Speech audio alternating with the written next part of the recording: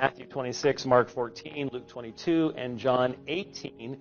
And here John sort of kicks in with his portion of the story. It is interesting to see the differences, especially in regards to Judas. Again, the briefest version is provided by Luke. While he was still speaking, there came a crowd, and the man called Judas, one of the 12, was leading them. He drew near to Jesus and kissed him, but Jesus said to him, "Judas, would you betray the Son of Man with a kiss?" Compare this with Mark, and immediately while he was still speaking, Judas came, one of the 12, with him a crowd with swords and clubs, and the chief priests and the scribes and the elders. Now the betrayer had given them a sign, saying, "The one I shall kiss is the man. Seize him and lead him away under guard." And when he came, he went up to him at once and said, "Master," and he kissed him. And they laid hands on him and seized him. Nothing mentioned about the words of Jesus to Judas. And then Matthew, while he was still speaking, Judas came, one of the 12, with him a great crowd with swords and the chief priests and elders of the people. Now the betrayer had given them a sign, saying, "The one I shall kiss is the man. Seize him." And he came up to Jesus at once and said, "Hail, Master," and he kissed him.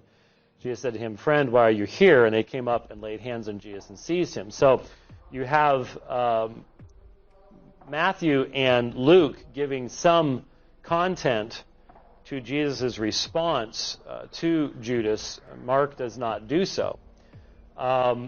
In John, you have a very different emphasis that is provided, and some very interesting information that is not given in the synoptics at all at this point.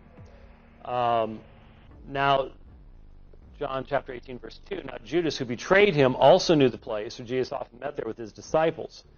So Judas, procuring a band of soldiers and some officers from the chief priests and the Pharisees, went there with lanterns and torches and weapons. Then Jesus, knowing all that was to befall him, came forward and said to them, 'Whom do you seek?' They answered him, 'Jesus of Nazareth.' Jesus said to them, 'I am he.' Judas, who betrayed him, was standing with them. When he said to them, 'I am he,' they drew back and fell to the ground. Again he asked them, 'Whom do you seek?' And they said, 'Jesus of Nazareth.' Jesus answered, 'I told you that I am he. So if you seek me, let these men go.' This was to fulfill the word which he had spoken, 'Of those whom thou gavest me, I lost not one.'" And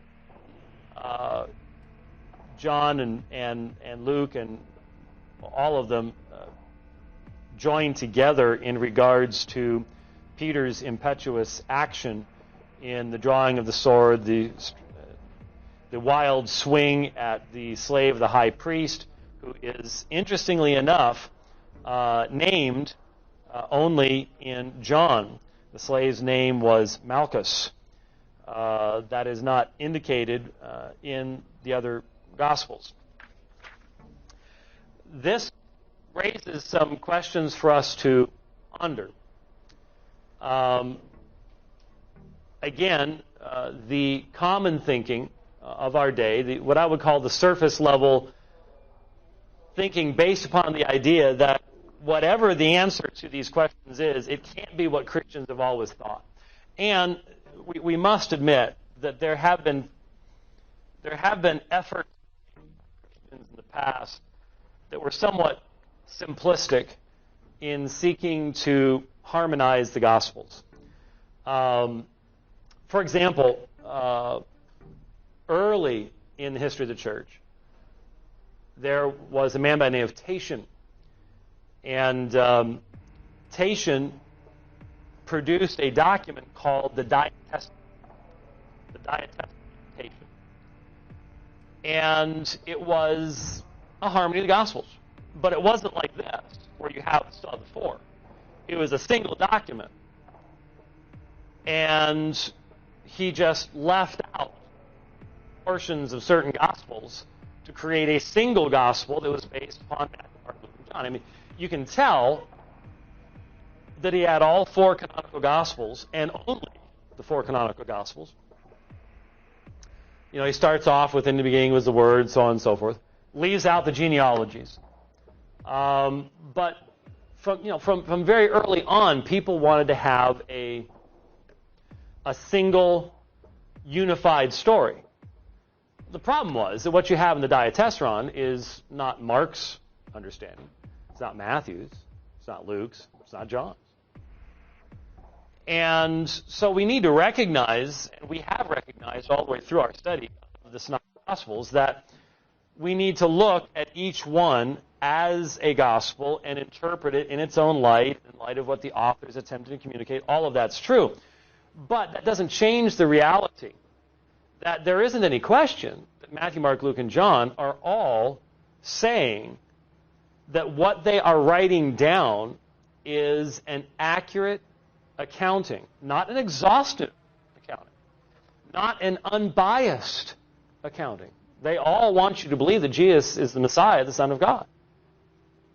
They're not claiming to have just graduated from some Ivy League journalism school where, at least in years past, you were supposed to be unbiased in what you were writing. I guess at some point in time that part got dumped in the journalistic schools. But they're not making that kind of claim.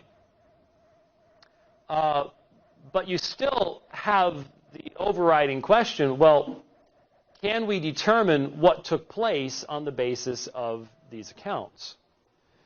And we all know that, for example, yesterday, was it Friday?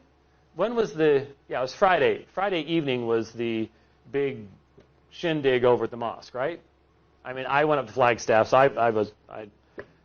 I saw a little bit of coverage early Saturday morning, of people standing in the streets screaming at each other. It was certainly accomplished a great deal, I'm sure.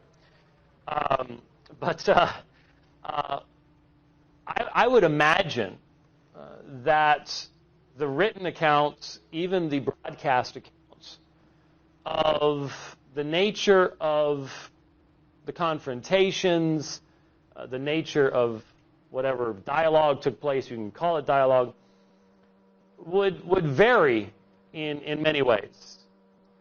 Vary upon what the interest of the person was. I'm certain that the folks from Al Jazeera wrote up a slightly different story than the folks from the American Patriot Movement.